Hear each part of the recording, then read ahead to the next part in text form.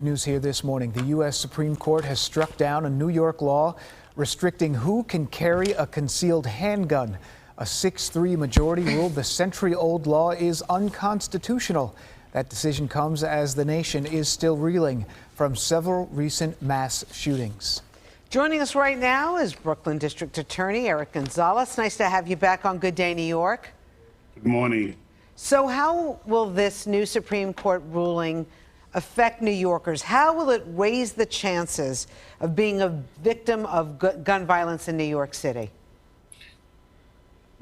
Most New Yorkers really believe that the city has way too many guns already. And whether those guns are considered legal guns or illegal guns, the fact are that people are carrying the amount of guns on the streets have led to an increase in shootings.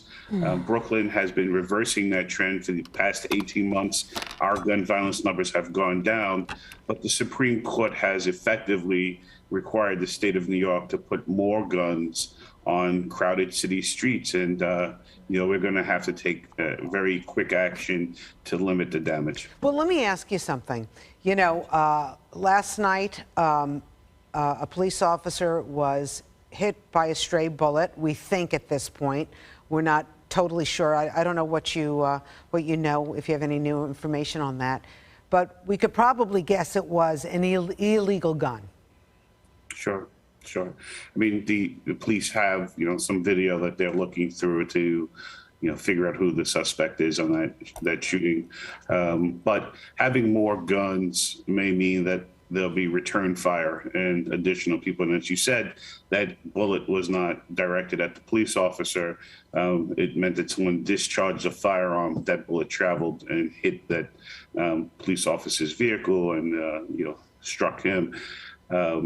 Adding more guns, especially people who are untrained in emergency situations and how to use those firearms, could mean a lot more innocent victims. And Mr. Gonzalez, so some supporters of this change may say, look, this is exactly what we're talking about. This is an example of a, quote, bad guy who has a gun, and a reason why maybe there shouldn't be a problem with more good guys, people who follow the laws and are trying to follow the rules, to have weapons if they feel unsafe in the city. That's a complicated situation, of course. How do you respond to their direct arguments on that? So I understand the need for people to feel safe and the people need to feel like they can protect themselves. Unfortunately, the data shows, quite frankly, that states that have very permissive gun laws, which allow people to carry, have the highest rates of gun violence. Gun violence being family violence in the home, suicides, kids finding the guns and, having tragedies because they found that gun, but also regular disputes, traffic disputes, simple disputes leading to gun violence. More guns do not make us safer, and the data is pretty clear on that. And you can see that part of the argument, absolutely right, on that side as well. This isn't necessarily going to automatically mean that anyone who wants to have a concealed weapon can go ahead and file for that permit. It does theoretically make it easier for someone to say, I feel threatened, I should have a concealed weapon. However, New York and other states can designate safety zones or places where their guns still wouldn't be allowed. There is that sort of slim provision there that may allow states like New York to carve out areas, maybe Times Square, maybe on a subway. How do we look at that point of it right now? Yeah, the Supreme Court went out of its way to say that they were attacking New York's stringent gun restrictions by changing the standard and saying that New York used to require people to show a proper cause for why they needed to have a gun. Now it says that the person has to pass whatever New York State puts into place. So background checks, mental health checks, making sure the person doesn't have a criminal history, and probably a few other, things to make sure that the person is suitable for gun ownership. They've also allowed the framework, seemingly, to have sensitive locations, places where the city or a person can prevent someone from coming in with a gun. Government buildings, courthouses, perhaps your church or synagogue, places like that where people shouldn't have a gun. And of course, I'm sure that the state legislature are going to look at the sensitive locations like schools and subways. So let me ask you something. Your main concern, do you think these guys that have illegal guns now will apply for a permit under the new ruling? I think so. I mean, I think that, it's not that the gun is unpermitted that is the problem. It's the problem is that people have access to a firearm.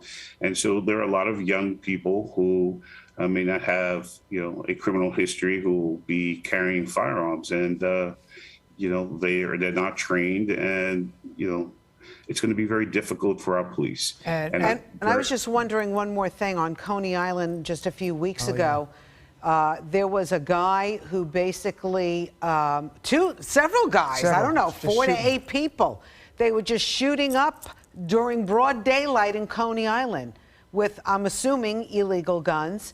Do we have any more information on that? Have they been arrested? No arrests yet, but again, you raised that point.